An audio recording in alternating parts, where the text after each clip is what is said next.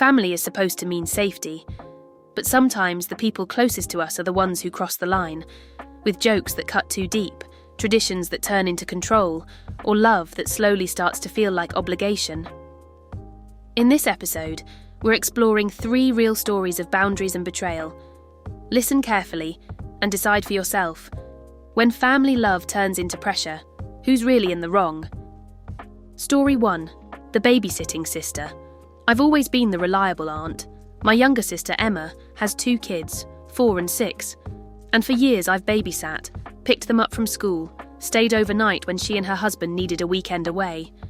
All unpaid, of course. Just family helping family. I don't have kids myself, and I work full-time.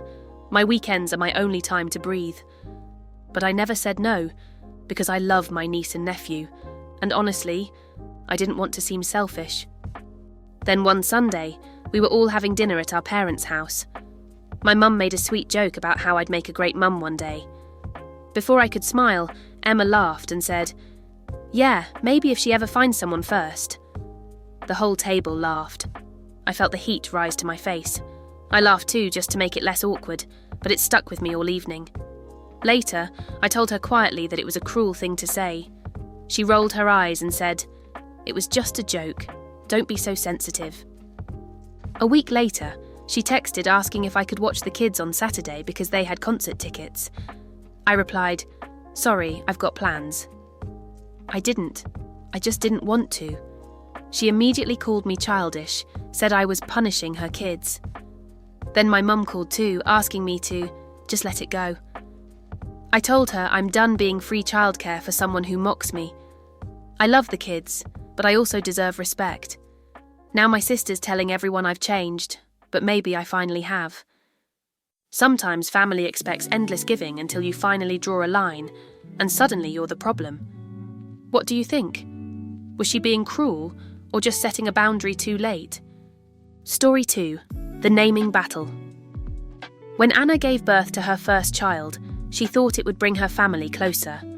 She and her husband, Daniel, had been trying for years, and everyone was overjoyed when baby Noah arrived. But almost immediately, his parents began insisting the baby should be named after Daniel's late grandfather, a tradition that, according to them, had been honoured for generations.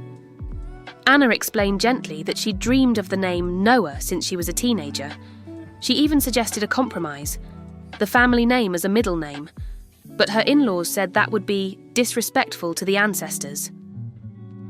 Daniel tried to stay neutral, but Anna could tell he was afraid to challenge them. On the day of the christening, she thought everything was settled. She'd filled in the paperwork, ordered decorations, and even bought a little bracelet engraved Noah.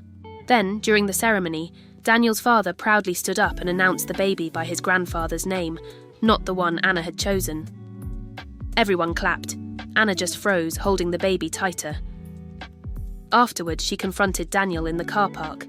He said, "It's just a name, don't make a scene." That night, she packed a small bag and went to her sister's. She didn't yell or cry.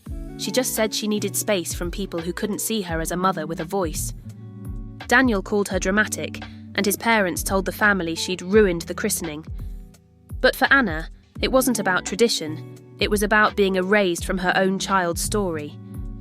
Sometimes it's not the argument that breaks you. It's realising that love in their eyes only exists when you agree. Would you have stayed and tried to fix it or walked out like she did? Story 3. The Conversion Ultimatum. I've been with my boyfriend Amir for 3 years. He's British, Pakistani and Muslim. I grew up in a non-religious English family. We've always respected each other's beliefs, or at least I thought we did. When marriage came up, his parents were thrilled. I honestly liked them, until his mum called me one night to talk about expectations. She said she'd be honoured to have me in the family, if I embraced Islam properly. I told her I respect their faith deeply, but I don't plan to convert. She went silent, then asked, "Then how will you raise your children?" That evening, Amir came home angry, not at her, but at me.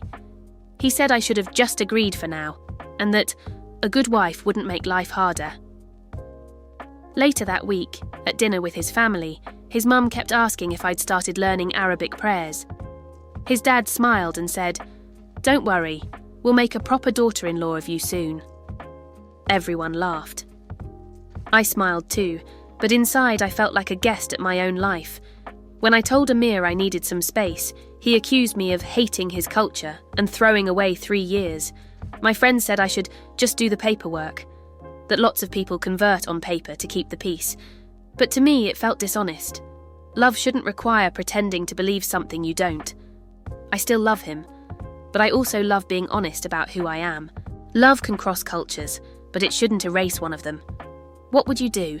Compromise for peace or walk away to stay true to yourself? Every story started with good intentions: love, loyalty, family, peace. But peace built on silence never lasts. Boundaries are what keep love honest. Which story hit you hardest? 1. The Babysitting Sister. 2. The Naming Battle. Or 3. The Conversion Ultimatum. Tell me in the comments. And if you've ever had to choose between family harmony and your own peace, share your story. You might hear it featured in the next real-life deep dive.